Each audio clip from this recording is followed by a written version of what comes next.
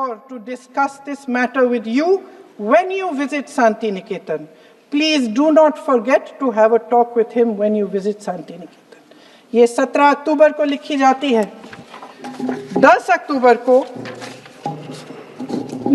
नेहरू जी इसका जवाब देते हैं और आपके और 20 अक्टूबर को, हाँ ठीक है, 20 अक्टूबर को नेहरू जी इसका जवाब देते हैं। इस जवाब की एक पंक्ति प्रधानमंत्री जी ने सुनाई, बाकी पंक्तियां क्यों नहीं सुनाई? क्योंकि उनमें नेहरू जी क्या कह रहे हैं? There is no doubt that the present outcry against Vande Mataram is to a large extent a manufactured one by the communalists. Whatever we do, we cannot pander to communalists' feelings, but to meet real grievances where they exist. I have decided now to reach Calcutta on the 25th morning. This will give me time to see Dr. Tagore as well as other friends. समझ रहे हैं आप? प्रधान चुप है तो समझ ही गए होंगे। फिर क्या होता है?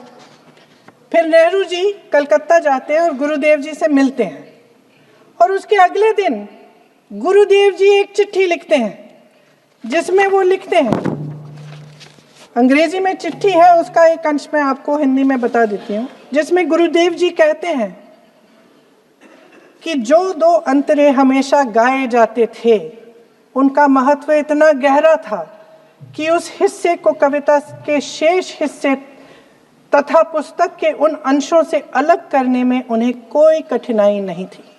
उन्होंने ये कहा कि स्वतंत्रता संग्राम में हमेशा से वही 2 अंतरे ही गाए जाते थे और उनको गाते हुए कुर्बानी देने वाले सैकड़ों शहीदों के सम्मान के लिए उन्हें ऐसे ही गाना उचित रहेगा।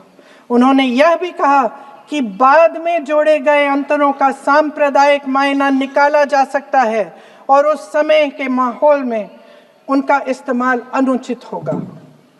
इसके बाद 28 अक्टूबर 1937 में कांग्रेस की कार्य समिति ने अपने प्रस्ताव में वंदे मातरम को राष्ट्रगीत घोषित किया।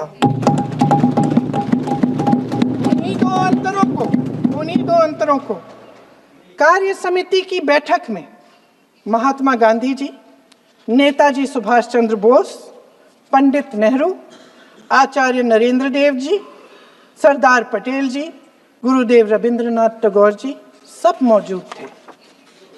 इस प्रस्ताव के ये सभी महापुरुष इस प्रस्ताव से सहमत थे। आगे क्या होता है ये भी सुना लूं। भारत की आजादी के बाद जब इसी गीत के इन्हीं 2 अंतरों को 1950 में डॉक्टर राजेंद्र प्रसाद जी ने संविधान समिति में भारत का राष्ट्रगीत घोषित किया, तब लगभग यही महापुरुष मौजूद थे। इनके साथ साथ B.R. अम्बेडकर जी भी सभा में थे और इनके साथ साथ मेरे सत्ता पक्ष के साथियों के नेता श्री श्यामा प्रसाद मुखर्जी भी मौजूद थे।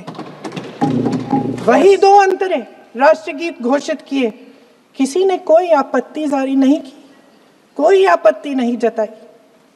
वैसे इन तथ्यों के साथ जुड़ा एक और तथ्य भी है जो मैं यहाँ पे आपके सामने रखना चाहती हूँ।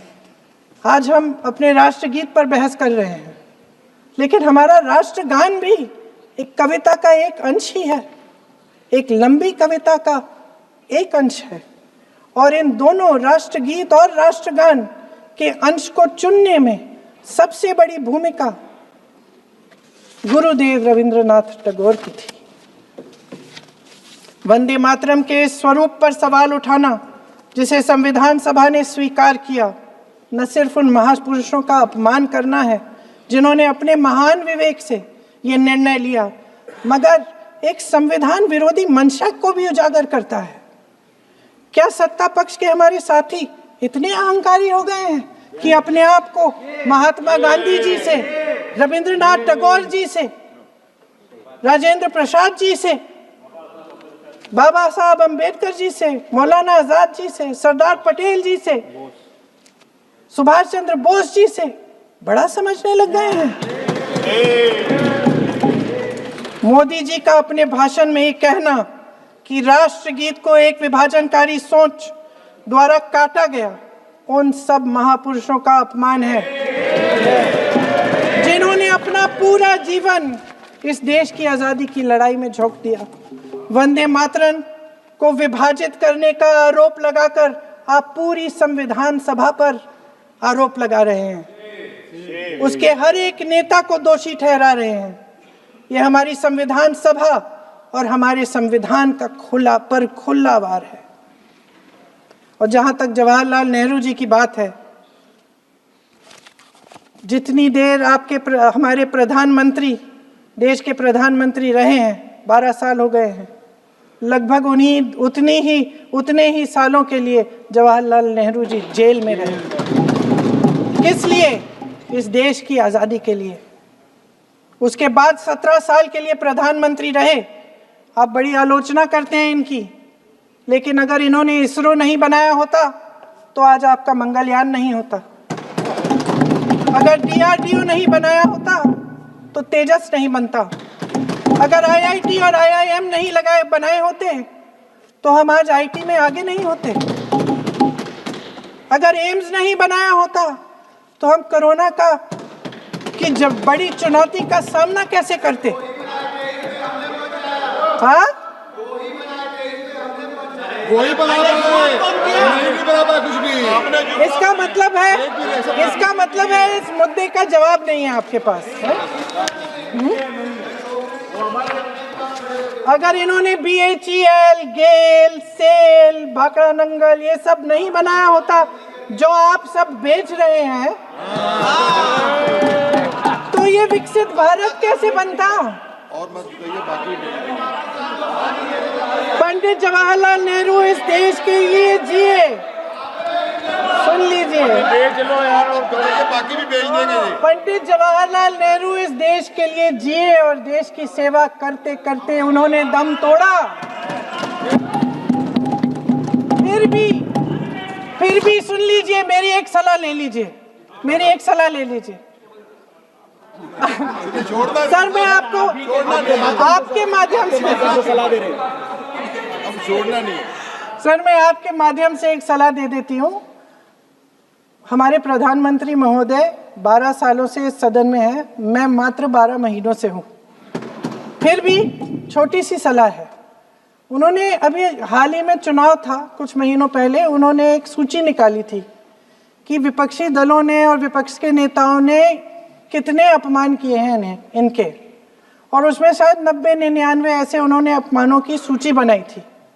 तो मैं उनको एक छोटी सलाह देना चाहती हूँ कि नेहरू जी से जितनी भी शिकायतें हैं, जितनी भी गलतियाँ उन्होंने की आपके जहन में, जितनी भी गालियाँ देनी है, जितना भी अपमान करना है, उसकी भी एक सूची बना दीजिए। नहीं, बात खत्म नहीं है। 999 अपमान, 9,999 अपमान, सूची बना दीजिए। और फिर हम एक समय निर्धारित करते हैं, जैसे हमने 10 घंटे आज वंदे मातरम पर हमने बहस किया है ना, उस तरह से हम अध्यक्ष महोदय जी से पूछेंगे, एक समय निर्धारित करेंगे।